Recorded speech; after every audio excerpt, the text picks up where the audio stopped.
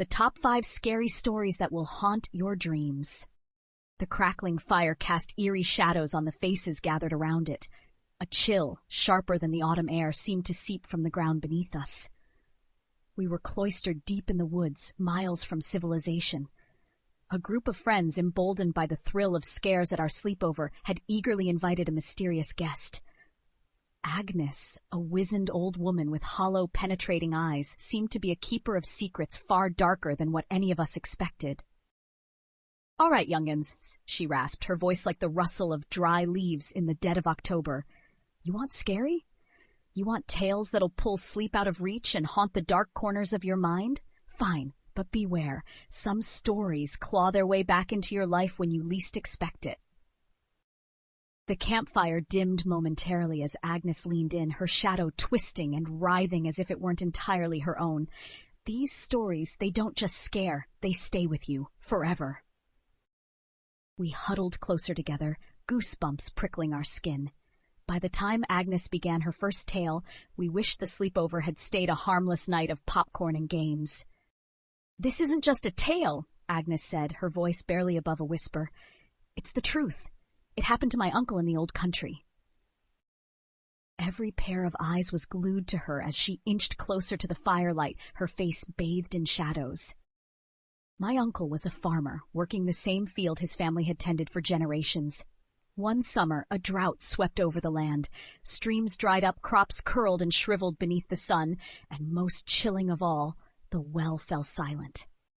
So desperate to save his farm, he did the unthinkable. He dug deeper into the earth. He ignored the heat, the cracked soil, and the warnings handed down through generations never disturb the well. The firelight flickered as if disturbed. Finally, one evening, he struck water.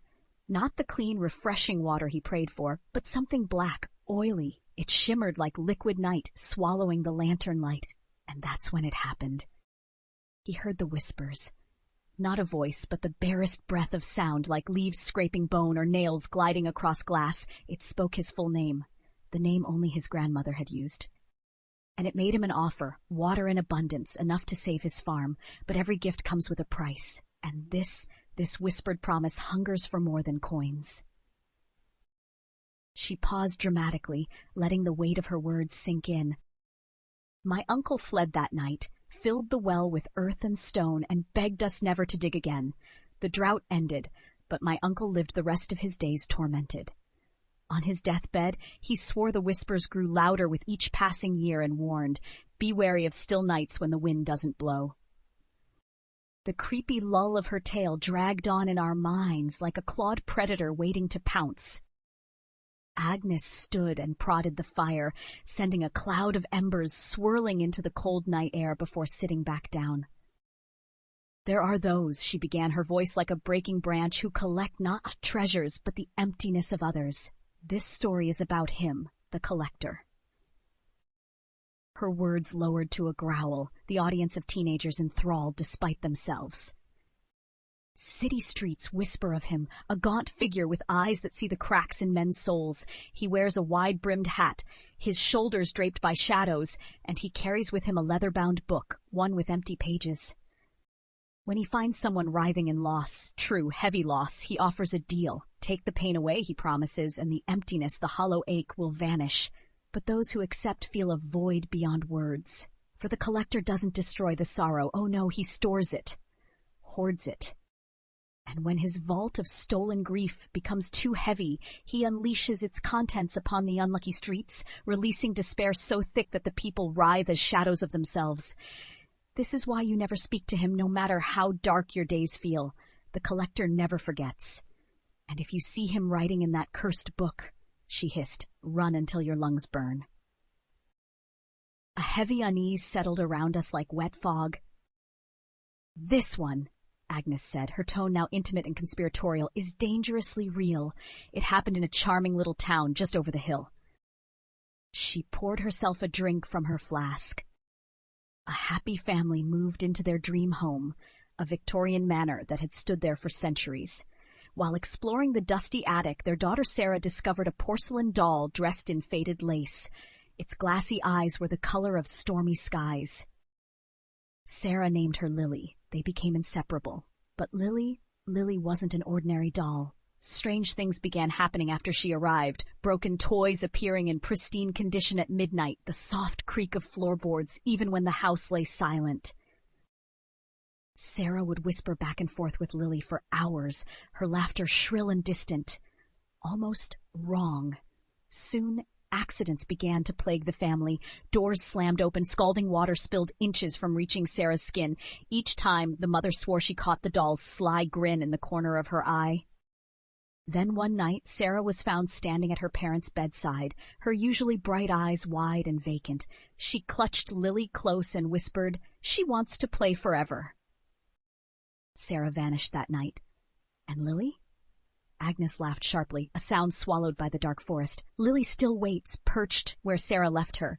If you step foot in that house, you can hear faint laughter echo, soft, rhythmic, counting, as if she's playing a game of hide-and-seek that never ends. Agnes's face darkened under the faint glow of the moon. Out in the desert, the Navajos speak of predators too ancient for words, creatures they call skinwalkers, cursed with the power to change shape and lure prey. But you won't see one coming, you'll hear it, a lullaby, gentle as a mother's cooing, sweet, melodic notes drifting on the evening breeze, the kind of sound you ache to follow no matter how wrong it feels. It's a trap, the skinwalker's bait. The group sat breathless, hanging on her every word. They say when the lullaby finds you, the skinwalker isn't far behind, wearing the guise of a creature, a dog with human-like eyes, a deer that watches a little too long. It creeps closer, feeding on your curiosity, drinking in the moment you let yourself trust it, and then the animal disappears. But you don't leave the desert, at least not as yourself. Agnes inhaled sharply, her leathery fingers trembling ever so slightly.